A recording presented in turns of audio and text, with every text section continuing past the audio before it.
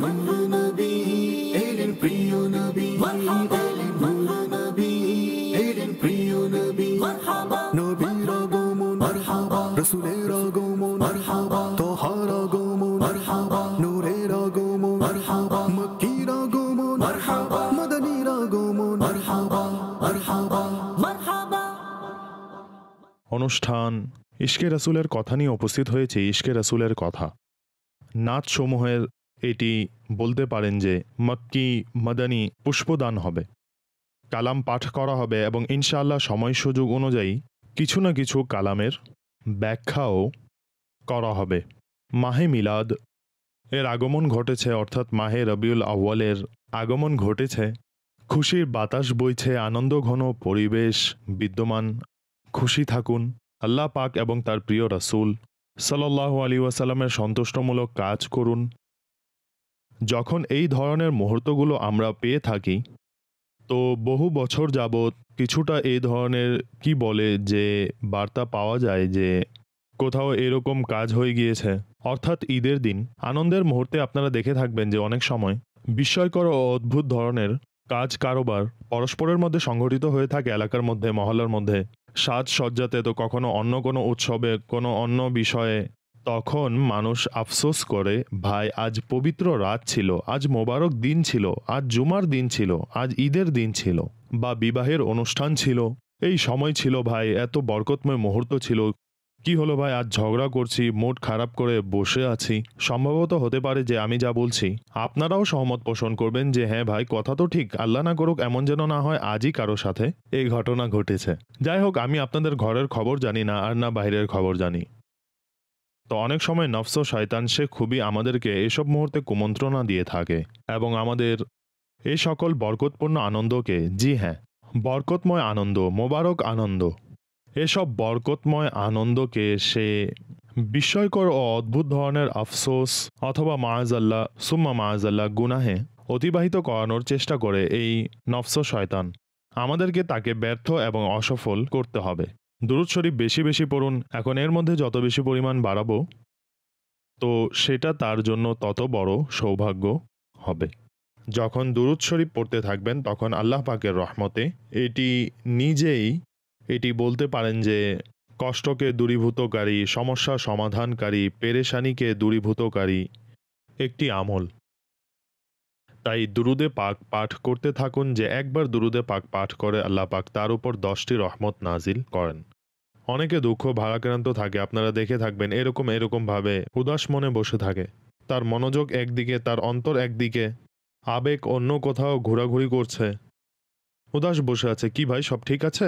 আরে ভাই অনেক সমস্যা, কোনো কিছুই ঠিকঠাক নেই, এই সমস্যা ওই সমস্যা। আচ্ছা ভাই এতক্ষণ যাবৎ বসে আছেন, সমস্যা সমাধান করতে হবে, তো ভাই দুরূদ শরীফ পড়ুন, আল্লাহ এবং তার রাসূলের জিকির করুন, তাহলে আল্লাহ পাক চান তো সমস্যা সমাধান হয়ে যাবে। কোনো পেরেশানি মুসিবতে আছেন, নামাজ পড়ুন, আল্লাহ পাক চাইলে পেরেশানি মুসিবত দূর হয়ে যাবে। আমি বুজুর্গদের ঘটনা পড়েছি, অনেক ঘটনা পড়েছি। কোনো পেরেশানি মুসিবত আসলে তারা নামাজ আদায় করতেন আর নামাজ পড়ে স্বীয় রবের দরবারে দোয়া করতেন, ভারাক্রান্ত হৃদয়ে দোয়া করতেন, পুনরায় নামাজ পড়তেন, পুনরায় দোয়া করতেন, আবার নামাজ পড়তেন, পুনরায় দোয়া করতেন। তারা নিজের প্রয়োজন, নিজের কষ্টকে নিজের রবের সম্মুখে পেশ করতেন, উপস্থাপন করতেন, ইয়া আল্লাহ অনুগ্রহ করো। তো এটি খুবই গুরুত্বপূর্ণ মাস, মোবারক মাস, এতে ইবাদতে অতিবাহিত করবেন। আল্লাহ পাক আমাকেও তৌফিক দিন, আপনাকেও তৌফিক দিন। হ্যাঁ, এখন সেই গুনাহের অভ্যাস যা আল্লাহ না করুন আমরা লালন করে বসে আছি, অথবা অনেক সময় গুনাহের অভ্যাস লেগে থাকে যাকে আমরা গুনাহের অভ্যস্ত বলে থাকি, তো আল্লাহ না করুন এমন কোনো অভ্যাস থাকলে সেটিকেও দূর করুন, আজ থেকে দূর করুন, এখন থেকেই দূর করুন। এই বারভির যেই মুহূর্ত আছে না, 12ই রবিউল আউয়াল পর্যন্ত, এসব দিনগুলো খুবই বরকতময় সময়।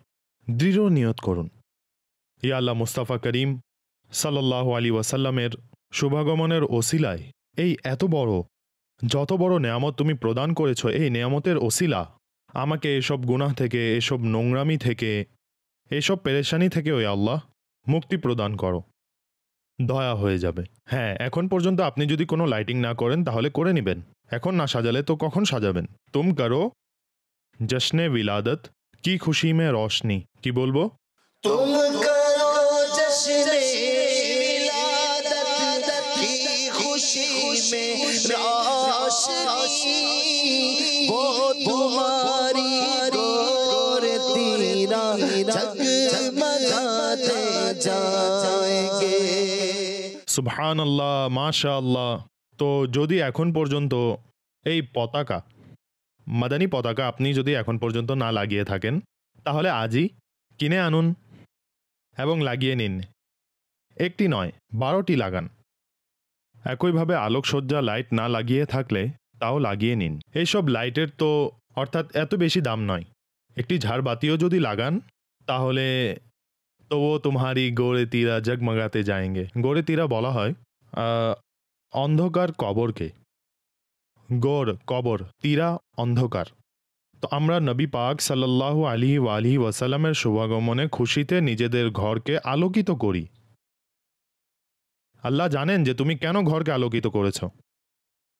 মুস্তাফা করিম সাল্লাল্লাহু আলাইহি ওয়াসাল্লাম জানেন যে তুমি কেন ঘরকে আলোকিত করেছ।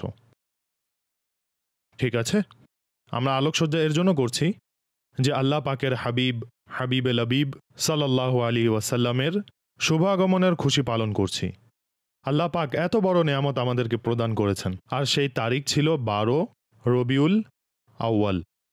पंक्ति আছে না, रबीउल अव्वल उम्मीदों की दुनिया साथ ले आया, दुआओं की कबूलियत को हाथों हाथ ले आया, खुदा ने ना खुदाई की इंसानी सफ़ीने की, कि रहमत बन के छाई 12वीं शब इस महीने की। रबीउल अव्वल उम्मीदों की दुनिया साथ ले आया,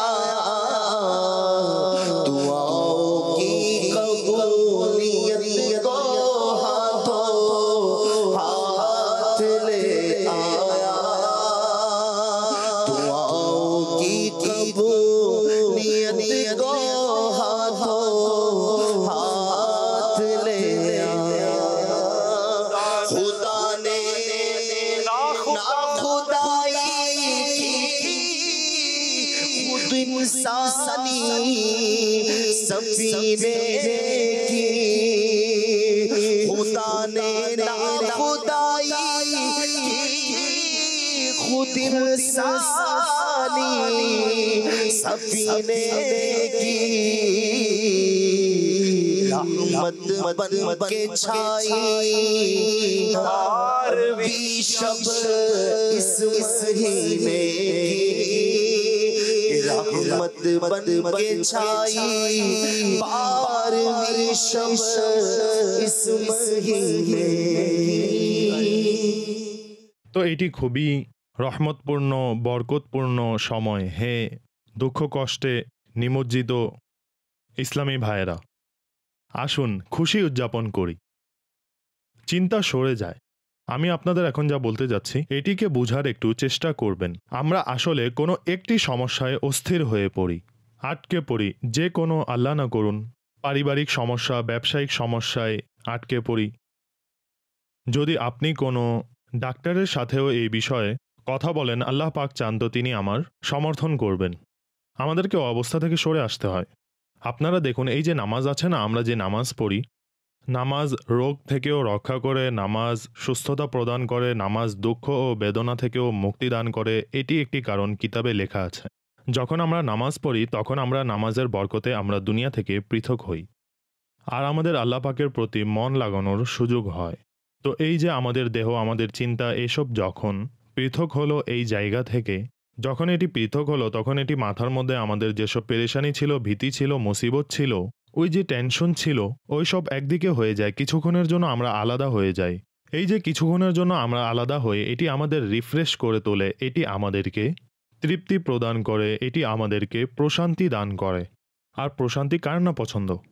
তো যে মুহূর্তে আপনি এর প্রস্তুতি গ্রহণ করবেন, যখন আপনি লাইট লাগাচ্ছেন, পতাকা লাগাচ্ছেন, এটা আনছেন, ওটা আনছেন, বিভিন্ন কাজ করছেন, দুরূদ শরীফ পড়ছেন, চিন্তা থাকবে যে এই কাজগুলো আমাকে করতে হবে। ভাই, এই রবিউল আউয়ালে আমাকে নামাজি হতে হবে। আপনার যে ইন্টেনশন, আপনার যে প্রায়োরিটিজ আছে, প্রাধান্যতা আছে, সেটাকে আপনি পরিবর্তন করুন।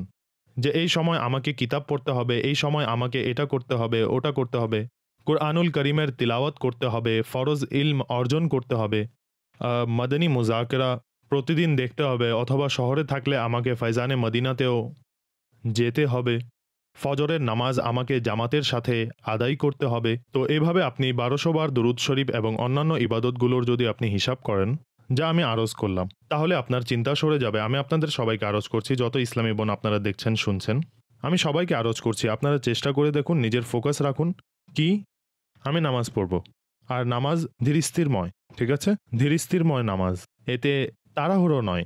ধীরস্থিরময় নামাজ সব ফরজ, ওয়াজিব, মুস্তাহাব, সুন্নাত সমূহ আদায় করতে হবে। এত তাড়াহুড়ো কিসের, এত জলদি কিসের? করবেন না।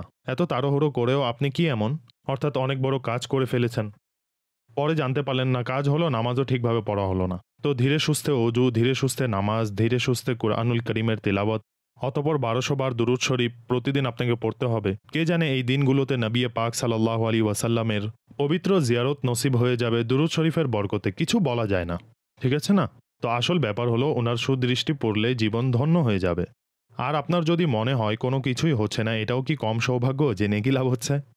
ইবাদতের অভ্যাস হচ্ছে, আর এতক্ষণ পর্যন্ত আমি এই নেক কাজ করছি, আমি গুনাহ থেকে বেঁচে আছি, আল্লাহ পাকের নাফরমানি থেকে বেঁচে আছি, এটা কি কম উপকারিতা? সওয়াব তখনই অর্জন হবে যখন আপনার নিয়ত আল্লাহকে সন্তুষ্ট করা হবে, তখনই সওয়াব পাওয়া যাবে। এইসব কাজ যা করতে হবে আল্লাহর সন্তুষ্টির জন্য করতে হবে, আল্লাহ সন্তুষ্ট হোক। কেননা আমরা তার হাবিব সাল্লাল্লাহু আলাইহি ওয়াসাল্লামের শুভাগমনের খুশি উদযাপন করছি। আর এই খুশি উদযাপন এতটাই চমৎকার কাজ যে আমি এখন কথা বলতে বলতে মনে পড়ছিল, মাহমুদ ভাই, যেমন প্রিয় নবী আলাইহিস সালাতু ওয়াসাল্লামের শুভাগমন, ওই সময় যেই নূর এবং আলো এবং যেই বাতাস বইছিল আনন্দের, এ ব্যাপারেও একটি পংক্তি রয়েছে।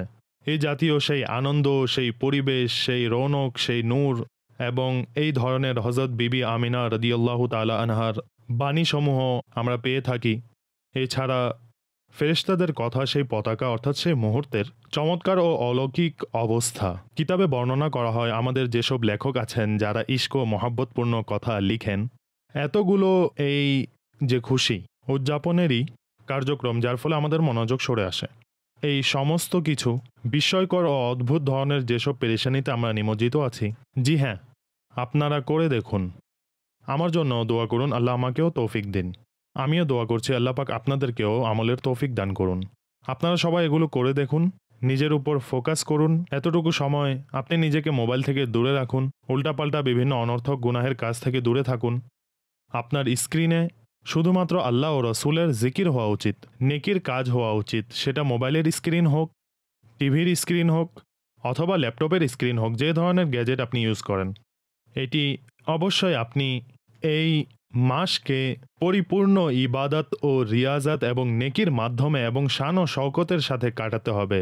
কমিটমেন্ট করছেন? ঠিক আছে, করবেন তো? আল্লাহ আপনাকেও তৌফিক দান করুন, আল্লাহ আমাকেও তৌফিক দান করুন। মাহমুদ ভাই অনেক দূর থেকে আসেন। মাহমুদ ভাই আজ কি শোনাবেন? আমি তো কথা বলতেই থাকব। চলুন, আপনার যা ভালো লাগে সেই কালাম শোনান। সাল্লাল্লাহু তাআলা আলা মুহাম্মদ। महबूब रब अकबर तशरीफ ला रहे हैं, महबूब रब अकबर तशरीफ ला रहे हैं। आज पिया के सरवर शरीफ ला रहे हैं, महबूब अकबर तशरीफ ला रहे हैं, महबूब अकबर तशरीफ ला रहे हैं, तशरीफ ला रहे हैं। आज जिया के सरवर तशरीफ ला रहे हैं। क्यों है फज़ा मुअत्तल, क्यों रोशनी है, क्यों है फज़ा मुअत्तल, क्यों रोशनी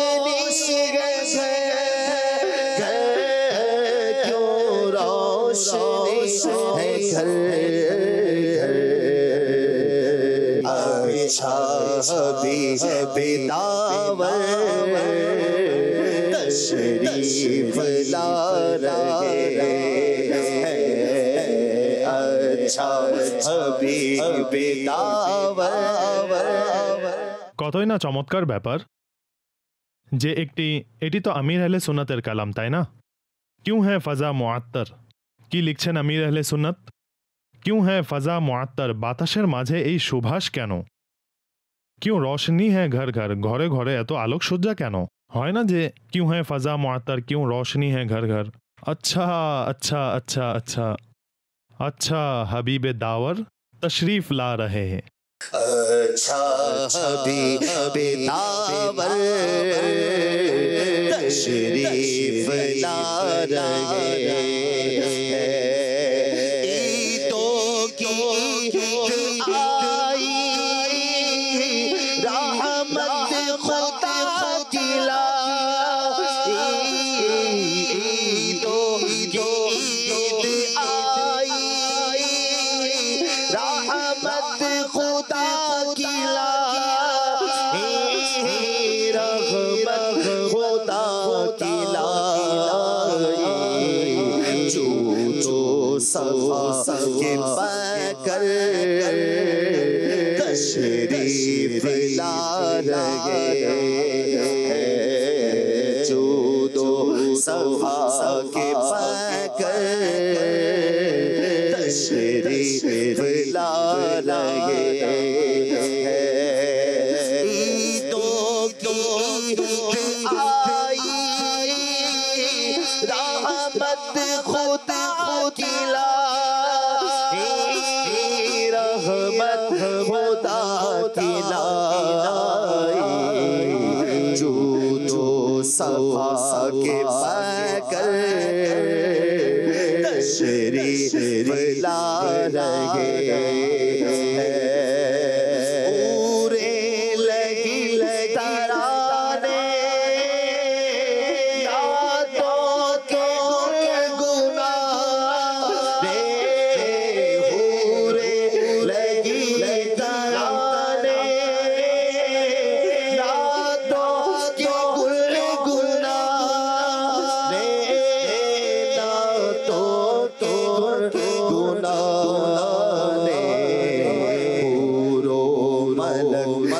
افسر تشریف لا رہے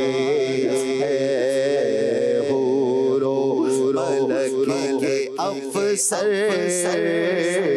تشریف لا رہے بے کسو مبارک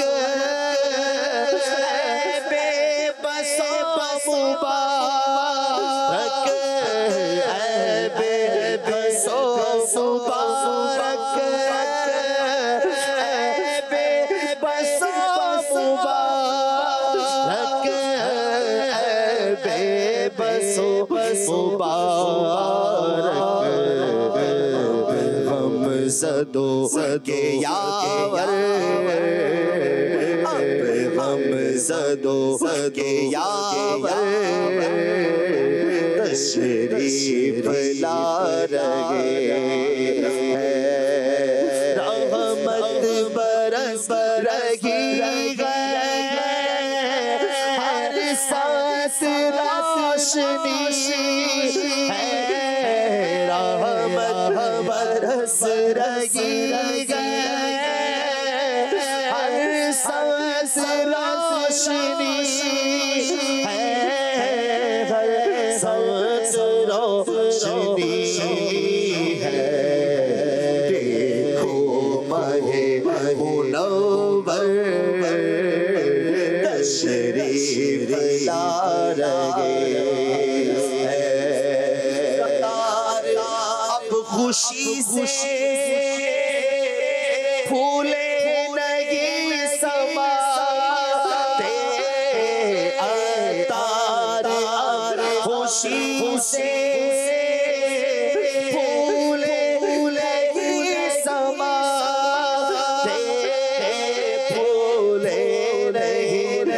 फरमाते दुनिया में इसके सरवर तशरीफ ला रहे आज जिया के सरवर तशरीफ ला रहे। সুবহান আল্লাহ, মাশা আল্লাহ। আমাদের ইসলামী ভাই যারা ফাইজানে মদিনায় আছেন, মদিনী চ্যানেলে যারা আছেন, আমি আপনাদের একটি কথা বলছি। আমির আহলে সুন্নাত আমাদের বড়, আমাদের পীর ও মুর্শিদ, আমাদের পথ প্রদর্শক, আমাদের মেন্টর, এবং তিনি আমির আহলে সুন্নাত। বড় প্রতিনিধিত্ব এটি। ফলো করা হয় ওনাকে, তাই না? ফলো করা হয়। এখন তিনি যত বেশি একটি কাজকে প্রচার করেন, প্রদর্শন করেন, বুঝিয়ে থাকেন কেমন হওয়া উচিত, তখন এর প্রভাব সংগঠনের উপর পড়ে, ওনার মুরিদদের উপরে পড়ে। তো এই যে উত্তম এবং নেকিপূর্ণ ওনার যেসব কাজের ধরন, এটি প্রসার লাভ করে। এটি একটি নেচার যে আপনি আপনার বড়দেরকে দেখে ওনার কাছ থেকে গাইডলাইন পান আপনি কি করা উচিত। এখন আমাদের পরিবারে যারাই আমাদের বড় হন অথবা আমাদের সংগঠনের যিনি বড় প্রধান জিম্মেদার, আমাদের উচিত খুশি উদযাপন করা। যেমন আমির আহলে সুন্নাত খুশিকে সেলিব্রেট করেন। আমার মনে পড়ছে আমাদের যে সকল নেগরান এবং জিম্মেদারগণ শুনছেন, যখন আমি দাওয়াত ইসলামীতে নতুন নতুন এসেছিলাম, ওই সময় থেকে আমি দাওয়াত ইসলামীর এই কাজ সম্পর্কে জানি, আমির আহলে সুন্নাত সম্পর্কে জানি। প্রথম চাঁদ দেখা মাত্রই আমাদের আলোকসজ্জা হতে হবে, এসব মানসিকতা জানতে পেরেছি। রমজান মাসে আমি দাওয়াত ইসলামীতে এসেছিলাম। তখন রমজানে আমি এই দিনই পরিবেশে এসেছি। শাবান, জিলকাদা, জিলহিজ্জা, ঠিক আছে, মুহররম, সফর, 5 মাস হয়েছিল আমার। আমি আপনাদের আমার কথা বলছি, দাওয়াত ইসলামীর মানসিকতা কতটা সুন্দর। 5 মাস হয়েছিল সফর পর্যন্ত। আমি 5 মাসের মধ্যে এটি জেনে গিয়েছিলাম যে আমির আহলে সুন্নাতের এই আকাঙ্ক্ষা থাকে। আমি দাওয়াত ইসলামীর এই মানসিকতা বুঝতে পেরেছি যে প্রথম রবিউল আউয়ালেই আমাদের গলি মহল্লায় আলোকসজ্জা করে ফেলা উচিত, হয়েও যাওয়া উচিত ভাই।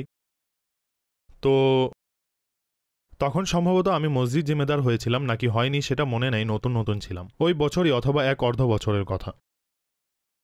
তখন আমরা লাইট বানাতাম, চেইন, আগে চেইন ছিল, বাল্ব ছিল, হোল্ডার থাকতো। এখন তো ছোট ছোট লাইট আসছে, এগুলো তো এখন এসেছে। আগে চেইন বানানো থাকতো, তার নিয়ে সেটিকে অনেক সময় নিয়ে হোল্ডার লাগানো এবং তার মধ্যে বাল্ব লাগানো, এইসব করা হতো। আমাদের এখানে হোলসেলের মার্কেট আছে, আমি এসব করতাম। সবাই মিলে চেইন বানাতাম। এরপর আমি যে বিল্ডিংয়ে ছিলাম ওই বিল্ডিংকে সাজাতে হতো। গুলজারে হাবিব মসজিদ, যা আমাদের সর্বপ্রথম মাদিনী মার্কাজ ছিল দাওয়াতে ইসলামীর করাচির, সেখানে আমি দাওয়াত ইসলামীর দিনী পরিবেশে এসেছিলাম। তো সেখানকার গলিও সাজাতে হবে। আমাদের এলাকাবাসীর এখনও হয়তো মনে আছে, আমাদের ইলেকট্রিশিয়ান থাকতো, আমরা তার পেছনে লেগে থাকতাম। আমার গলি 1ম তারিখে সাজিয়ে ফেলতে হবে, আমার বিল্ডিং 1ম তারিখে সাজিয়ে ফেলতে হবে। বিল্ডিংয়ের উপর লাইট লাগানো, চেইনগুলো ঝুলিয়ে দিতাম আমরা। তো আমরা এসব করতাম। সল্লু আলাল হাবিব সাল্লাল্লাহু তাআলা আলা মুহাম্মদ।